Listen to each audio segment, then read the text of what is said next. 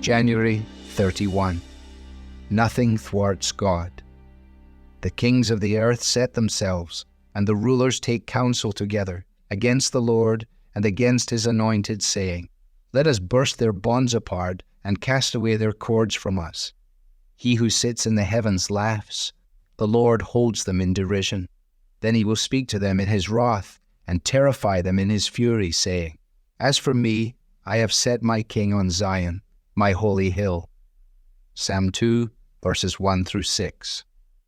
As far back as 1939, the Dutch theologian Johann Herman Bavinck observed, it looks more and more likely that our culture, based as it is on self-satisfaction, will at a certain moment collapse, and then we, as humanity, will face a worldwide calamity that will occur without warning. It may yet take a while, but there's no doubt it will come. If Bavinck were here today, perhaps he would find our present circumstances to be something of a fulfillment of that prophetic word.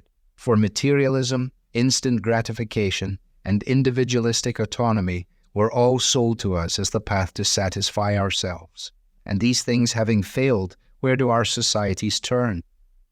We shouldn't misunderstand all the troubles of our world as being explicable in worldly terms alone.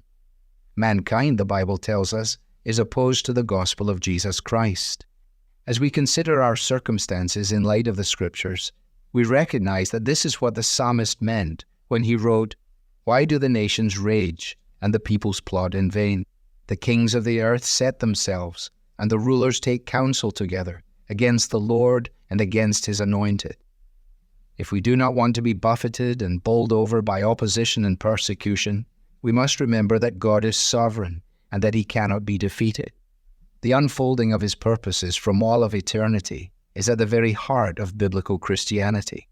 He is the Maker. He speaks and he decides. Even the calamities of our world are all part of the plan God has predestined to take place. He has set his king to reign, and nothing can thwart his purpose. As his people, the church should therefore sound not retreat, but reveille. We must remind ourselves and others of who the enemy is.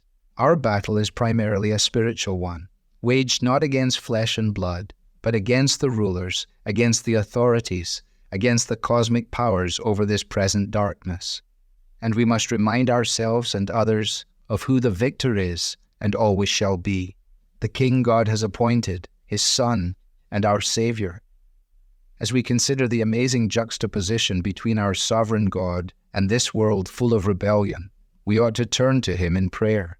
Indeed, Paul reminded his readers to pray at all times in the Spirit, with all prayer and supplication, encouraging them with the truth that the weapons of our warfare are not of the flesh, but of divine power to destroy strongholds.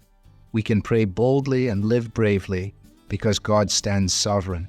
He is advancing his purpose, and nothing and no one can ultimately stand against his desire to glorify his King and bless his people.